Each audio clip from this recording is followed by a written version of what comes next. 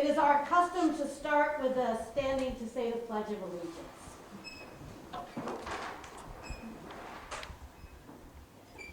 I pledge allegiance to the flag of the United States of America and to the republic for which it stands, one nation, under God, indivisible, with liberty and justice for all. Thank you. We'll have a brief meeting before we get started with our program. The first thing on the agenda is that we send our condolences to Florence Pascucci and her family on the passing of Nick. Nick and Florence were active members of the Stafford Historical Society for 30 years or so. So we are very sorry for her loss. We welcome home one of our snowbirds, Virginia Rigoni, and she's been from Florida. And if you want to pay your $10 dues, Virginia is here to take that money tonight. Next month, we will have Lori Nani. She is the historian in Oakfield, and she will be giving a presentation on the Ku Klux Klan in Oakfield. There was quite an active group there. So that should be a very interesting program. In terms of the board, Carol Grooms is going off, and we thank her for her years of service to the Stafford Historical Society. We also welcome then Amy Swanson onto the board, and we are very grateful for her enthusiasm and work that she will offer to us. Let's see. We're also really glad to see Helen Batchelor, who is one of the original members of the Historical Society.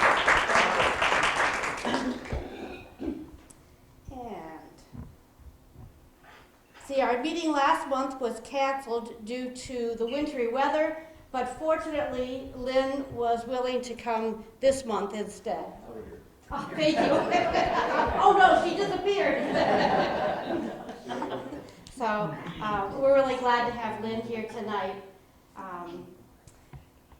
Lynne has been the I don't know if it's director of the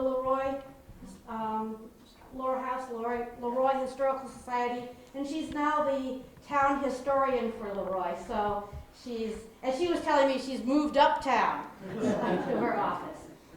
So we're really glad that she is here tonight. She's going to be talking about the Underground Railroad connection that we have here in this area. I will let her start, but please stay around afterwards, and we have refreshments. Sue Briggs has made her famous cookies, so we'll all look forward to that. Thank you very much. Well, it's interesting. I'll have to come. Ku Klux Klan. People don't realize that in Leroy, about where Crockers is, there was a huge, big Ku Klux Klan meeting, about 3,000 people, and followed by one that was in Batavia. And just to kind of put your mind a little bit at rest, it wasn't anti-black. No, it wasn't anti-black. It wasn't anti-black. Yeah. In Leroy, it was anti-Italian. They burned crosses. They burned crosses up there, and they burned crosses at the Italian church in town. We set up our maple syrup business a long time ago, and we referred to ourselves as the Great Northern Light Maple Syrup Company until we realized that where we lived, the Northern Lights, the north part of town, was in reference to the crosses that were being burned. Well, anyway, so a little bit of information there. Well, I've got a lot of information that I want to share with you. And I wasn't too sure exactly where to start, because I think most everybody has information about, and what they know about the Underground Railroad. A lot has changed lately. We're going to be rewriting our booklet. I think it was done in 1997. So there's a lot more that we've discovered since then. And so we want to make those changes. Let me just share with you an interesting experience I had. We had a summer program. I had a call from, I used to teach in Rochester, and I taught in the inner city, and I had a call from a woman that actually I used to work with, and she said, I'd like to bring a busload of my kids out for the summer for the Underground Railroad route. And I said, gee, that'd be great. We'd love to do that for you. And so we talked a little bit. Actually, she wanted to come out and do Jello, and I said, hey, you can come out and do Jello because it's kind of a fun thing, but why don't you stay and we'll do it? She said, oh, I'd love to do that. So I said, the other thing, let me talk to you about this. I said, what do you think if we got the kids off the bus out in the country, out past Burned Road, and we got them off the bus and they actually walked through the cornfield, which is part of this story, kind of footsteps in the footsteps. And she said, oh, I'd love to do that. So we did that, and these kids were, quite typical inner city kids. Were more excited about the cows and the chickens that they saw along the way. And we came across the Jug City Bridge, and we came up, and there was a spot that I had wanted up on the Burned Road that I wanted to get the kids off. And so, I don't know, there was maybe about 20 kids. And so we got them off, and I said to the bus driver, just hang back. We just want them to kind of be immersed in the fact that they're in the country. This would have been a dirt road. It would have been in the middle of nowhere. These people probably were traveling in the middle of the dark, but it's daylight, so we'll do that. And we're going to take the kids in about, maybe 5-6 rows into corn. Knowing full well that they wouldn't have had rows of corn, but at least they would have been in a cornfield. Kids, and she kept saying to the kids, you got to be quiet because the dogs could hear us, and this sort of stuff. The kids giggled and laughed. They just thought, a little scared of being in the corn and everything. She was kind of upset about the whole thing. Anyway, we got them through, and they finally were kind of quiet, and we came back up, and the bus came and picked us up. I turned around. She was in tears.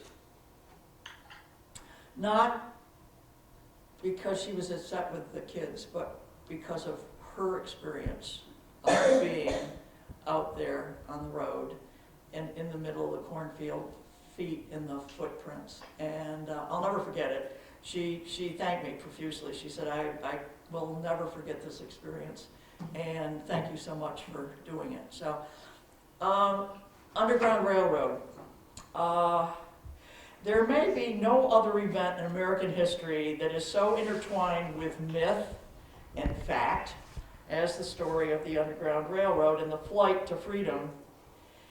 And that's not to say that it didn't happen, for indeed it did. And what is sad to say is that events in this country created the desperate need for it to happen.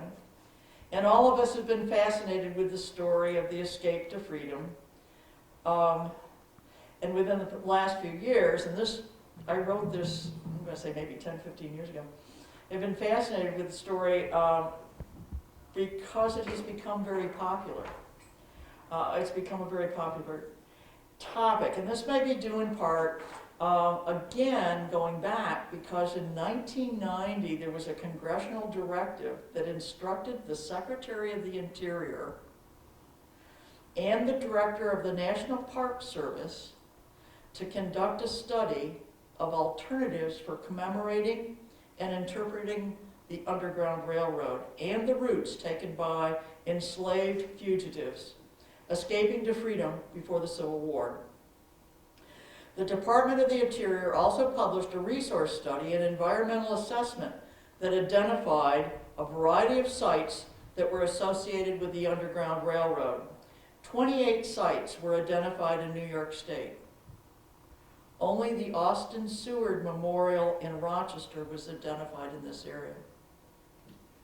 The quest for information, the search for documentation, and the interest in walking the routes has brought forth books, articles, and tourists, and those of us in the history business are faced with trying to sort out the myths and folk stories so we can interpret the truth. And I'm going to put a little insert in here, because since I wrote this, of course, we started the Barn Quilt Trail on Leroy. And one of the things that I keep saying to people is there were no signal quilts. And maybe you've heard that story. The fact that they would hang out quilts over the porch or hang them up on the wash line, and that would tell the escaping fugitives whether this was the right path, whether this was the right route, whatever it was. It's a bogus story. Immediately after the story hit, and I'll tell you a little bit more about that, it was picked up. There were children's books written. I can remember, and I'll use her, well, I won't use her now. She was a gal that taught in Leroy, and she was so excited because she had been reading this book to her kids. And I said, it's not true. She said, what? I said, they've written books about it. It's not true. What had happened was there was a woman who wanted to sell quilts.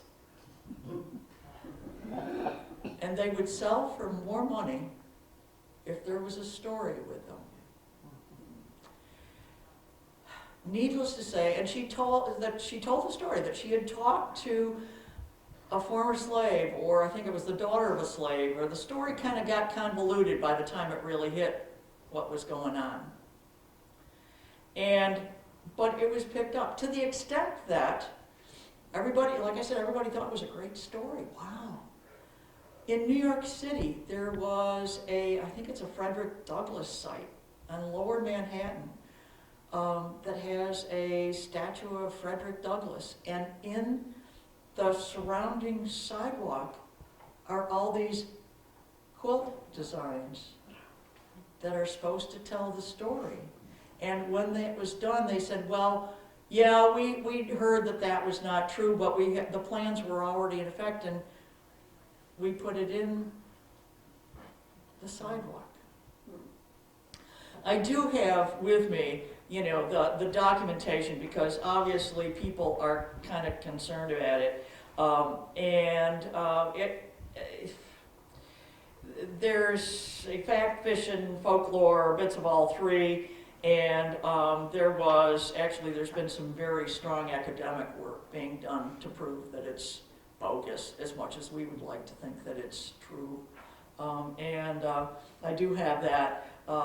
It was Giles Wright, a director of the African American History Program in New Jersey, at the New Jersey Historian Commission, who did the research and had it published. He was one of several that published research to tell that it was a bogus story.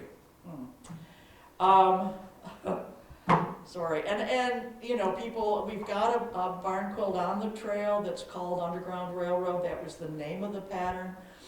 Again, we point out to people that it was not a signal quilt. It just happens that is the name of that quilt pattern. And there it is. So like I said, it's the first thing I do when I step on the bus is to tell that story.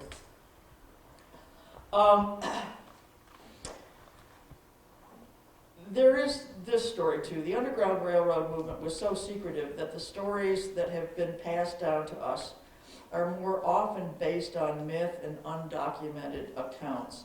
And yet the story must be told because we are still faced with people who know that the Underground Railroad went by their house because the abutments are still there.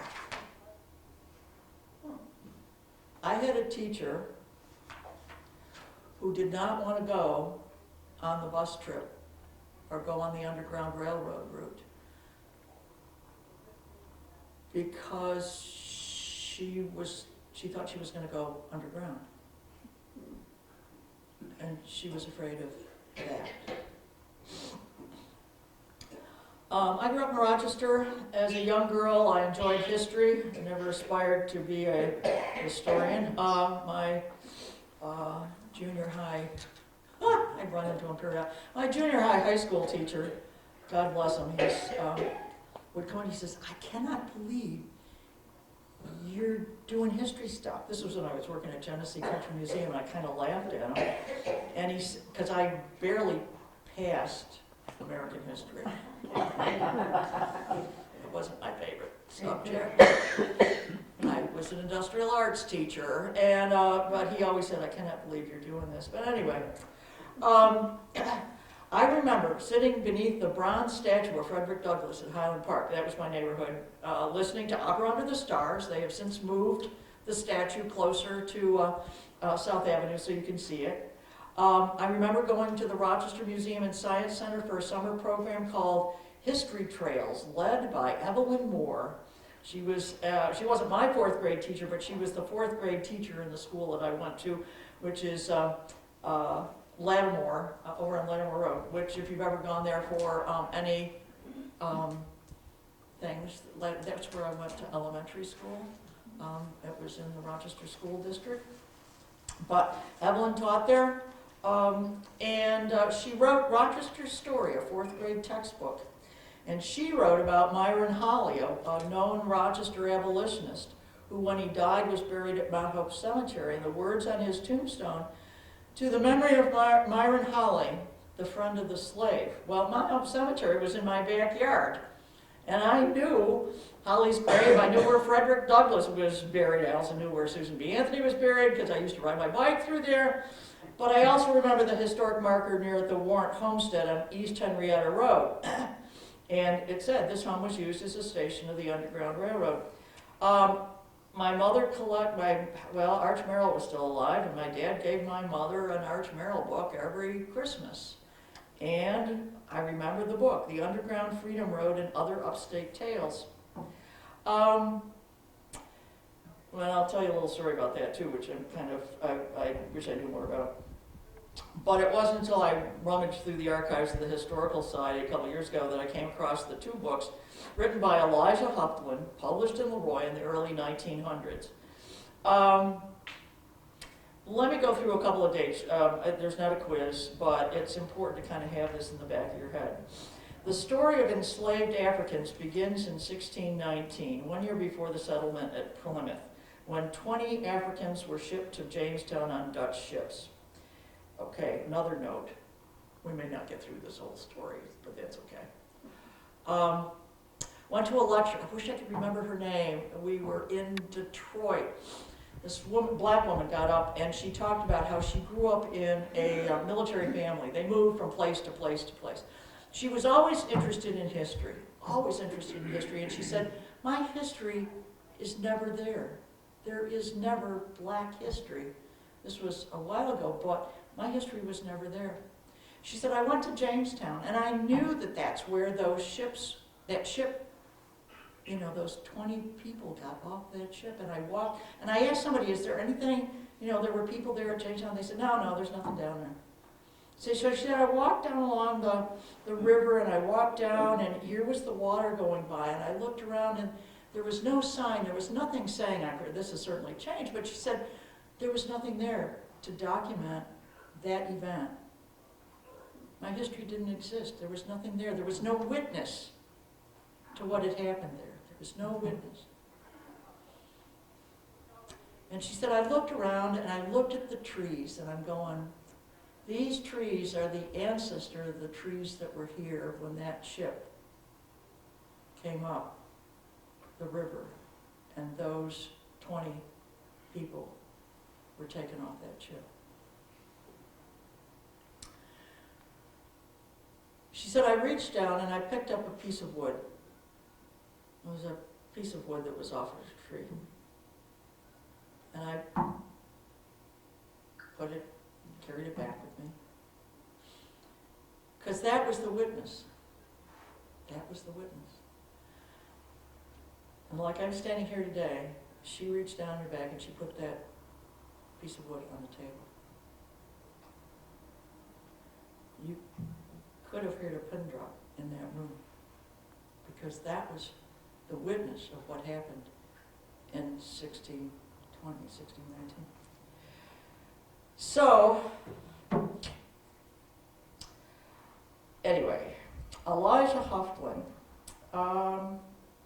the enslaved Africans began 1619, 1 year before the settlement at Plymouth. In 1641, the Massachusetts colony legalized slavery. And a year later, Virginia enacted a law to fine those who were caught aiding or harboring fugitive slaves. In 1660, Virginia legalized slavery. The Pennsylvania Abolition Society was established in 1775 to protect fugitive slaves and to protect free blacks unlawfully held in bondage. In 1777, some northern states began to abolish slavery, but for some, like New York, freedom did not become a reality for many years. When New York did abolish slavery in 1827, it was still possible for southern slave owners to travel through New York, and they would come up here for the summer to be at all the spas and the resort places, and they could bring their slaves.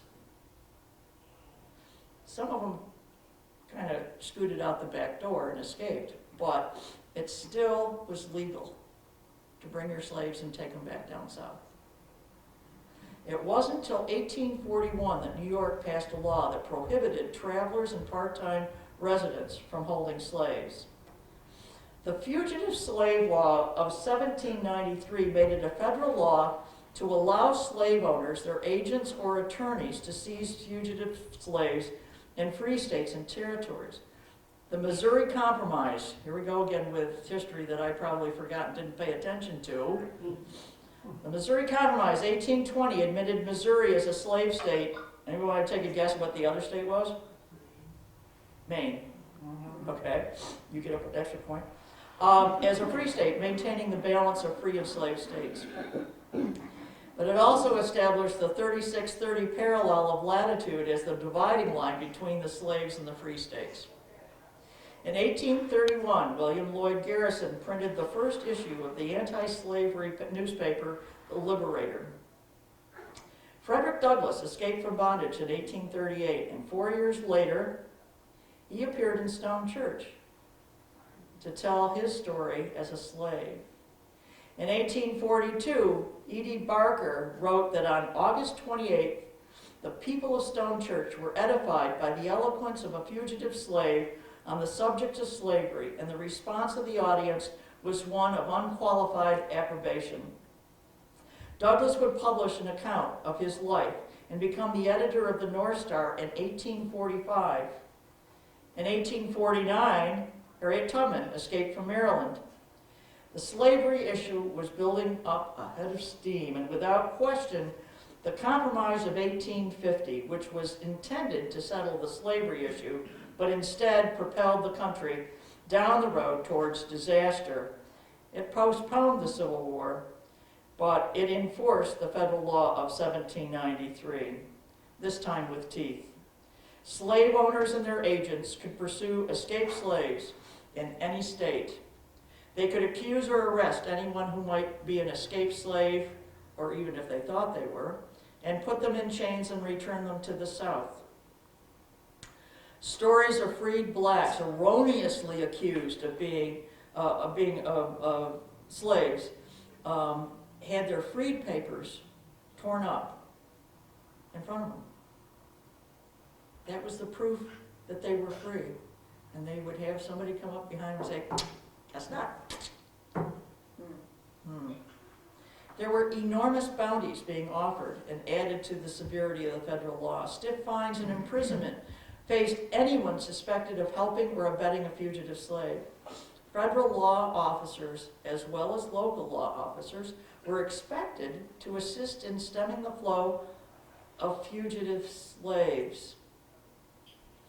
It should be mentioned that accused fugitives were not allowed legal counsel or the right to defend their status. So even if they were picked up, they could not have a lawyer, they could not defend themselves.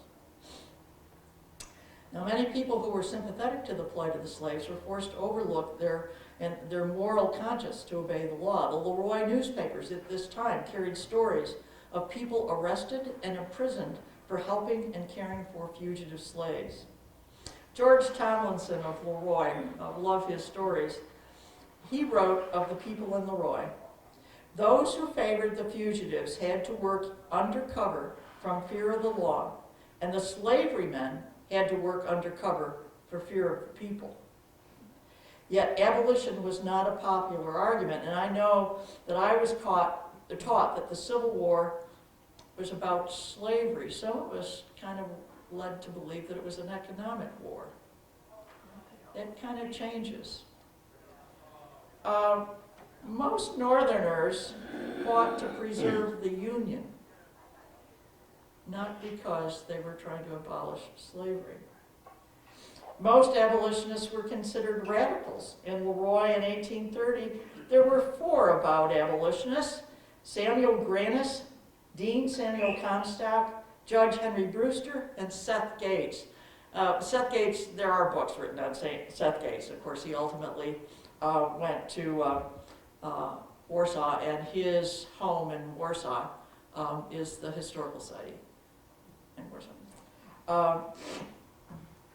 These men arranged an abolition meeting at the Presbyterian Church. We put up a historic marker 2 years ago, I guess it was.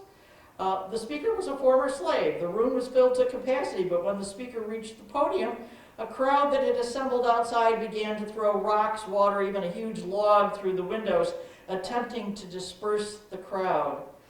When the audience tried to leave, they were stoned. My comment has been to people in Leroy when they talk about, there were a couple meetings at the Presbyterian Church, and they kind of puff their chest up and say, "Oh yes, my family was inside that church." I said, "Are you sure? Is there a chance your family could have been outside the church?" The crowd followed Seth Gates to his house, Mark Boylan's house. You know the brick building that's on the corner by the tennis courts? That's where Seth Gates was living at the time, we're pretty sure. His family had to seek refuge in a closet to escape the shattering windows broken by thrown stones. Somebody in Leroy didn't like this thing. They were throwing stones at Seth Gates. Not everybody, but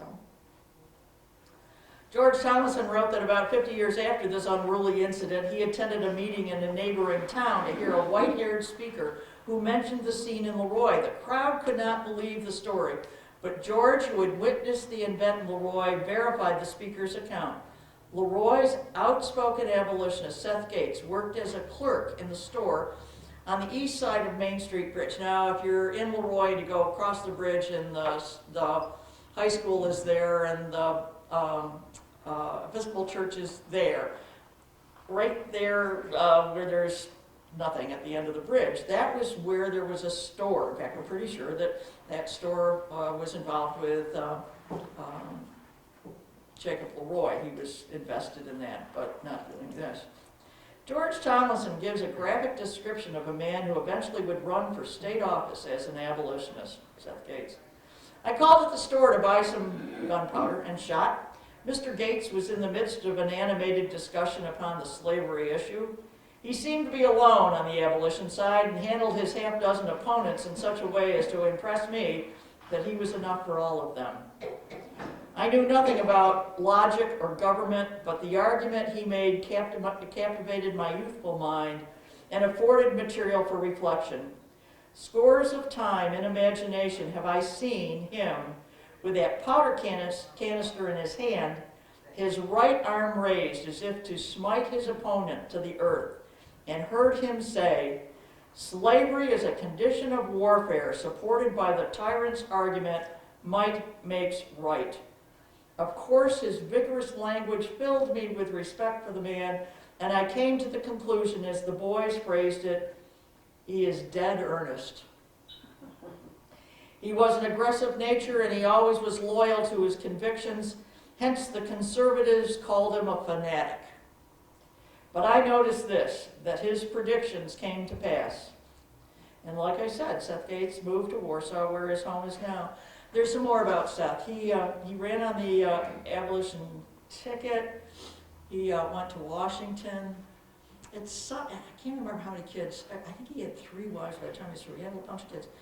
His wife dies, and I think that really has a major effect on him. And because she's buried in the cemetery, the Myrtle Street Cemetery with, I think, one child. Anyway, interesting man. Like I said, books have been written on. Another abolitionist who came to Leroy in 1856 was the Reverend Samuel Cox. He arrived in Leroy at the request of Marietta and Emily Ingham, the founders of Ingham University.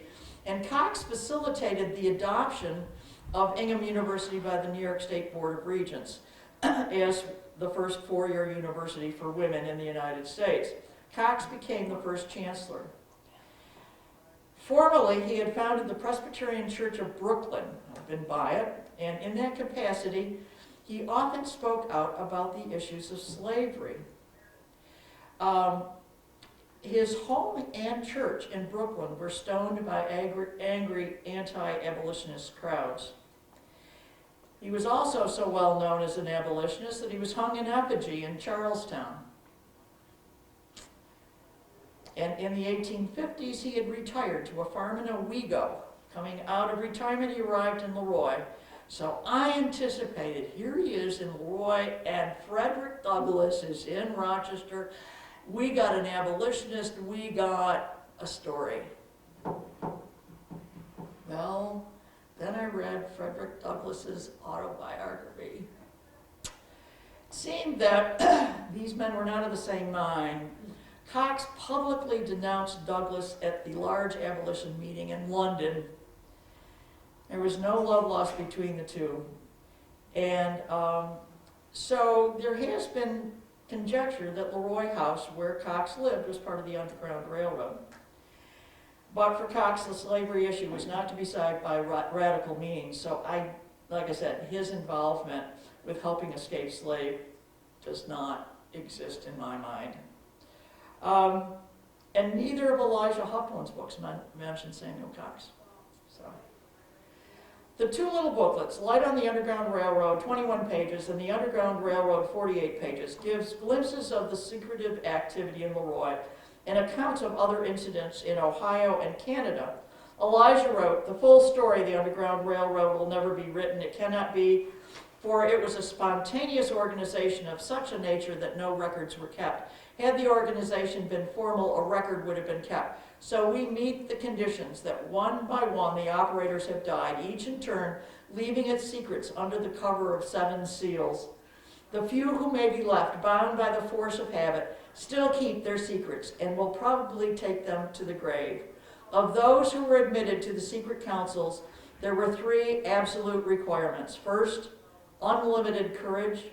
Second, fidelity and accomplishments of its duties. And third, the ability and will to keep the mouth closed under all circumstances outside of the business." Elijah Hufflin's involvement with the Underground Railroad began when he was a teenager. He lived in the vicinity of the Keeney Road and Randall Road, west of Leroy. The Hufflin family homestead, a small fieldstone building, still stands, owned by Hufflin descendants.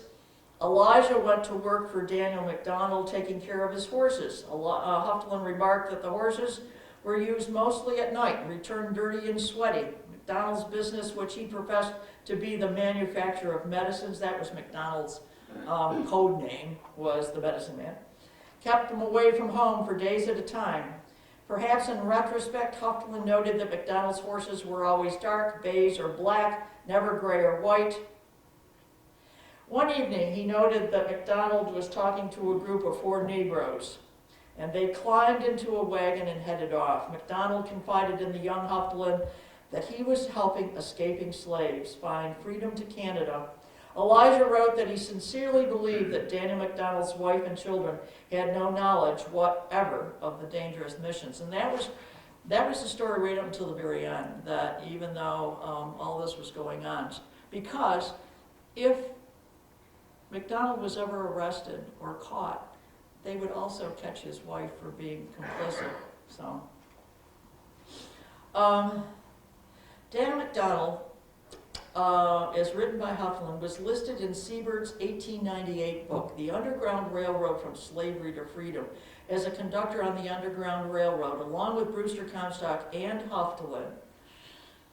I have just found out that Siebert's work and research exists out in Ohio, and I am absolutely dying to get in, and the stuff is online. I haven't even started yet. I have downloaded the listing of, because he lists all the verified conductors on the Underground Railroad, and you've got to wonder, where did he come up with that information? There are notes in that, and I am, like I said, it's one of those things that I really want to do. Arch Merrill describes Daniel McDonald as a Scot, 6 foot tall with black hair, piercing black eyes, a man with boundless energy. I have no idea where he got his information, and he didn't footnote, like I don't footnote either. Maybe it's in Siebert's notes. Gotta hope. Merrill also mentions that McDonald uses a rockaway carriage with oilcloth curtains, and I haven't found that information anywhere. So Merrill also says McDonald was an ordained minister, and that he lived on the Keeney Road. He had a small shop where he made his proprietary medicines. I have not been able to locate McDonald's station in any records, and he probably didn't own the property where he was living. McDonald eventually was forced to move to his station west to Bowmansville. A couple years ago, I had a lady come in doing research, and she told me that she was a relative of Daniel McDonald. And I said, the Underground Railroad conductor. And she said he was Catholic, but that there was enough of the story that went together. And if McDonald is making up all these stories so he doesn't get caught, and I am just hoping that when I took my Rolodex information from the Historical Society, that I have her contact somewhere. I want to contact her again. Hoftelin actually went along with McDonald when they go to Bowmansville, and he worked for the station master for 5 years. And the stories that Hoftelin writes are from his personal accounts, but again, word of caution to any reader, there's no way to verify these stories. Are they embellished? Has his memory faded by the time he wrote them in the early 1900s? So we can't prove or disprove the stories, yet they are compelling and we want to believe them.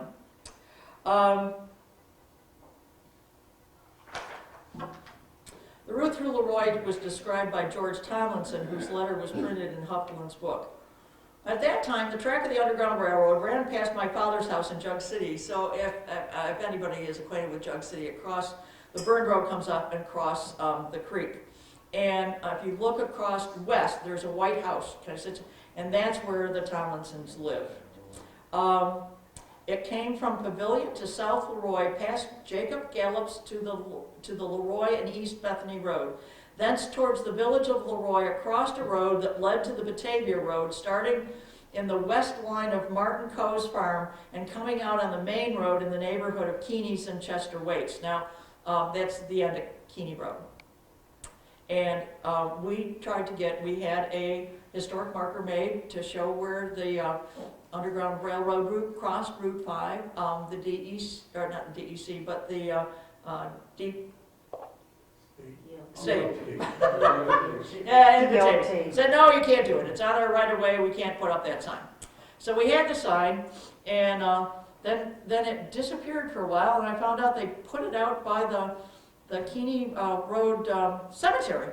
And I asked the guy, I said, well, he said, well, no, and I said, no. So we had him take it down, and it was in storage for a while. And then I met the woman that works for the county, and she is the lady that makes all the signs. She's a neat lady, young woman, and I said to her, any chance we can find a spot that's not on the state right away? And she did. And so if you go into Leroy on the, let's see, the best way is to come up on it from the south, but it's somebody's going to help me, the Bethany Road. It's on the right-hand side, and there's a place where you pull over, and it's within sight of Route 5. And we put it there, I think it was 2 years ago, thank you to her, and we never heard from the state. Not yet. If anybody here turns us in, no. Tomlinson remembers seeing fugitive slaves, sometimes 1 or 2 a week, sometimes more, and then for weeks none at all. And Hoffelin gives several other accounts of fugitives coming through the Leroy area. Mentioned 3 fugitives missed the turn to the Keeney Road and entered the village of Leroy. Now think about this. Everybody knows everybody else. It's a small town. If you're white, they're going to notice, if you're a stranger. All of a sudden you got 3 black guys walking through town. Kind of scary. Some people felt sorry for him, but no one gave him food or directions. They met an ex-slave who took them to his employer, J.R. Anderson. I'm hoping I can find out this guy. Mr. Anderson was not involved with the Underground Railroad, but he took him to his house and gave him breakfast, and he readied his sleigh and told him, "Pile in, boys, all hell can't get you now." And at first the men were afraid, think about it, but then they got into the sleigh, and Anderson took them to Bergen, where they were taken to Frederick Douglass in Rochester. I wonder if it really was that secret. I got, somebody kind of, we kind of know, I know somebody, so I don't know. The house that is referred to, that's in the booklet, it's the house on the top of the hill as you come in, and it's on the west side. It was known as the Anderson House. It was, and everybody says it was involved with the Underground Railroad. First of all, Anderson did not profess to be involved with the Underground Railroad. This seems to be an isolated incident. Anderson did live in this house after he was married. Unfortunately, the dates of his marriage does not coincide with the date of the story. And it happens that he wasn't living in this house when the incident occurred. Here we go again. And I've not been able to find out where he was living when the sleigh took place. Nevertheless, the house is listed on the tour and probably perpetuates a myth, not the truth. I want to know who the black guy was. Okay, can I ask a question? Sure. Okay, this Anderson house quote. Yeah. What town is it in? It's in Leroy. Oh, it's in Leroy. It's right on the top of the hill. If you're going out of town north on 19, Yeah. okay. Right when you get to the top, there's a wonderful house, and it's gray on the left-hand side. Okay. Okay, that's the house. Oh, okay. Okay. And he had a black man working for him. Yep. I don't know who that guy was. There couldn't have been that many in town, but No. So anyway. Another story that Hoffman related was about an elderly woman who came through Leroy on the regular Underground Railroad route. Her only son was in Canada, and she had free papers for herself, but she was afraid that someone might steal her papers and take her back to a slave state and sell her. There were a lot of men who watched for fugitives so they could claim the reward, and if the reward was small, they could take the slave back and sell them. Luckily, several men protected the woman until she crossed the border into Canada. Another story. I think one of my favorite stories took place in 1855 or 57, I'm not too sure. Lord Selden of Leroy saved the life of a fugitive slave who came to his farm on Selden Road. The Negro asked, "Which way north?" and Selden pointed towards a swamp near the Griswold Road. No sooner had the man disappeared over the ridge when the U.S. Marshals appeared in a wagon and asked Mr. Selden if he had seen a runaway. "Yes," Mr. Selden said, and the marshals ordered him into the wagon. They went down a dead-end road, and everyone got out and began to chase the fugitive on foot. Selden ran ahead, caught up with the slave, and told him to follow a brook into the swamp and to hide near a large pool. Selden promised to return later in the night, and he ran back to the marshals and sent them off in another direction, and he never saw them again. Later that night, he took the slave, food, shoes, and clothing, and took him to the station in Elba. How did he know there was a station in Elba? But the story doesn't end there. 20 years later, Selden was in Baltimore on a business trip. He had 3 meals in the hotel and was served by a well-groomed Negro waiter. At the end of the meal, the waiter asked him if he recognized him and then told Selden that he was the fugitive slave that had come to the Selden farm 20 years before. Wow. The fugitive had escaped to Canada, and when the Civil War broke out, he enlisted in one of the Negro regiments. The regiment was captured by the Confederates, who massacred most of the Union soldiers. The fortunate waiter was one of 14 men who survived. And I've often wondered if I could, with just that little bit of information, identify this man by looking through the history accounts of black regiments with this bit of information. Again, you know, research. Just want to bury yourself and find it.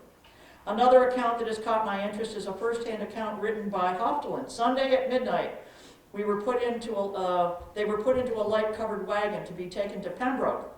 Just as they were about to start, I reached up to shake hands and bid one a goodbye. And as I held up the lantern, I glanced at the young man's sleeve, and to my great surprise, I saw that his skin was much whiter than my own. I was startled. In fact, I was very much alarmed, but I think I concealed it well. I told MacDonald that I must speak with him alone. He scolded me about delaying the start, and he had to cover 20 miles before daylight, but finally got down, followed me to the stable, where I told him what I had discovered and what I suspected. The young man had been stained until he was as dark as an old woman, and our idea had been that he was a brother of hers.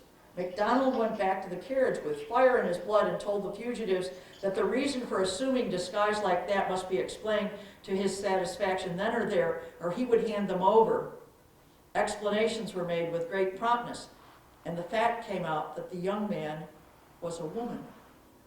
Now, what he thought was that they were spies. They were going to, there was something going on, and they didn't, Another account written, by some mishap, a fugitive had missed his connection with the Underground Railroad, and his pursuers got track of him. They traced him to Avon, and some evil genius reported him on his way to Leroy. The fleetest horses were procured in hopes of overtaking him before he should drop into the supposed Underground Railroad station.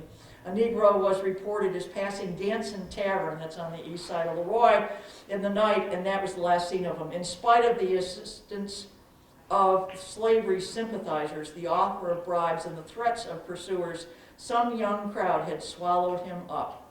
I well remember the important rage of the slave owner, and awe he inspired, and the savage frown upon his dark visage as he turned back from his baffled pursuit.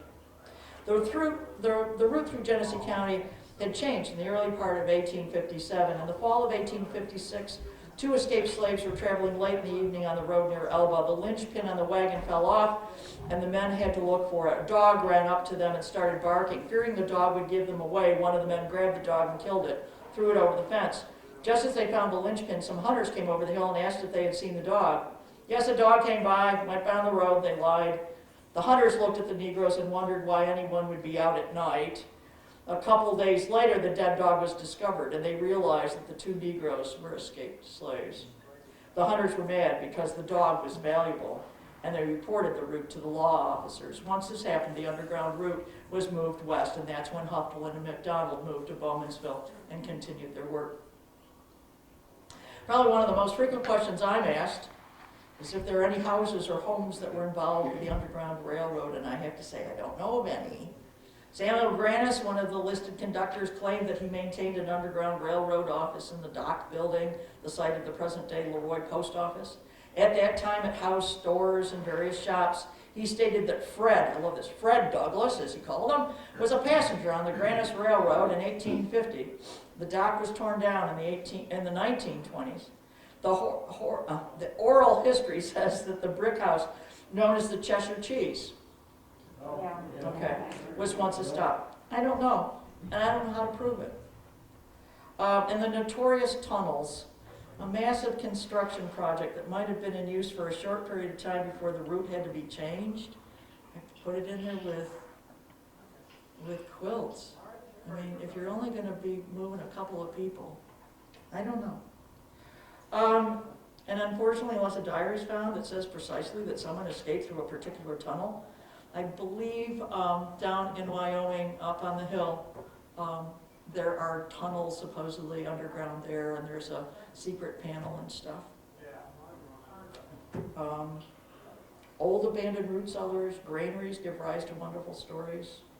Even Leroy House has a hidden staircase that goes nowhere that could give rise to a story, when in effect we know it was part of a former building, had nothing to do with this.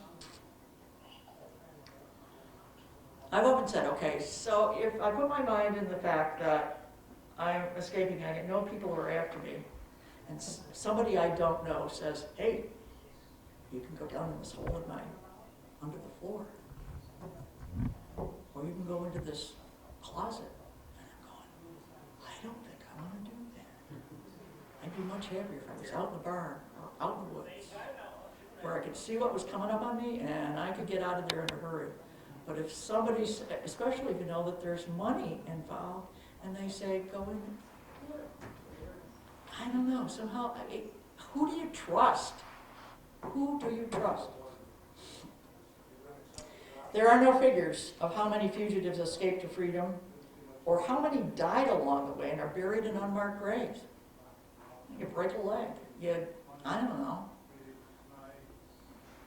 It is estimated that at least 20,000 made it to Canada by the end of the Civil War. Some even escaped to Mexico. They went the other way. We forget that there was also an underground railroad route that went south. Most of the stories are told by white people. It's easy to assume that most of the conductors were white, but there were just as many blacks who participated in this escape. Like I said, who was Mr. Anderson's employee who dared to help these fugitives that got lost? And try as I might, I can't find a name for this man. We white Northerners want to believe that our ancestors extended their hands to help these people to freedom, when the facts would indicate that they looked the other way in fear of arrest and disobeying the law. We did not join the radicals or the abolitionists in their mission. We must give credit to the enslaved people who made this fateful choice to escape, with no knowledge of where to go or who to trust. Frederick Douglass wrote, I say, let him place himself in my situation without home or friends, wanting bread and no money to buy it, and at the same time, let him feel that he is pursued by merciless manhunters and it total darkness as to what to do, where to go, or where to stay, perfectly helpless, both as to the means of defense and means of escape in the midst of plenty, yet suffering the terrible gnawings of hunger, in the midst of houses, yet having no home among fellow men, yet feeling as if in the midst of wild beasts, whose greediness to swallow up the trembling and half-famished fugitive is only equaled by that with which the monsters of the deep swallow up the helpless fish upon they subsist. When Harriet Tubman was asked about how it felt to be free, she said, I looked at my hands to see if I was the same person. Now I was free. There was such a glory over everything. I felt like I was in heaven.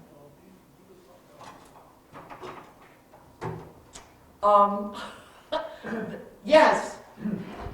Growing up in the western end of the county, Yeah. we always heard that there was a underground station at the mansion on Route 20, Yep. which is, I knew it as the lab. Yeah, I have a newspaper article about it that it's not dated, that I found in Irene Walters' stuff. I don't know. Again, it's like the Cheshire cheese. It's like this, it's like that. And somebody must have remembered some little hint. I don't know. Like I said, I think unless we find diaries or something that really say that we did this, and even then, now unless, if they were written at that time. I'm dealing with this, I'm giving a series of lectures in Leroy.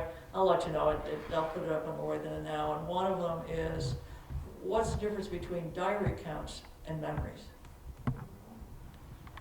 I'm finding that in my own story, and the fact that, going back, gee, was that there? How long and the same thing I think is true then. I have a wonderful diary that I was given to me. Well, it's actually at the Historical Society, but I made copies of it. When I worked at Genesee Country Museum, it was here, and it was written here in Stafford, and one of the earliest diaries. It's wonderful. He's not very talkative, but there's enough information in there. But it's a diary. It's not, hey, I remember, which is the case that we have with Simon Pearson, who I mean, his sign was great, he makes great stories, remembers about the snake that was under the bed, things like that. This one, I remember, he doesn't even write when his kids are born. He said, Sally washed the clothes today. It was twice that first year. He does mention when she died, he just hatch marks that. But it's a very simple diary, and we know when he got a thermometer because it mentions the temperature and stuff. But what we know from diaries. So I'll keep you posted because like I said, it's a local connection too to Stafford. We're not that far away. Any other questions I can answer? Yeah. Okay. Yeah. They come up here. Yep. Where would they cross into Canada? Yeah, there's a couple different places, and there's a terrible story. It's in, and I don't know if it's in one of Elijah Huffman's books. They would have to go by boat sometimes across the Niagara River in the lower part, obviously not the upper part.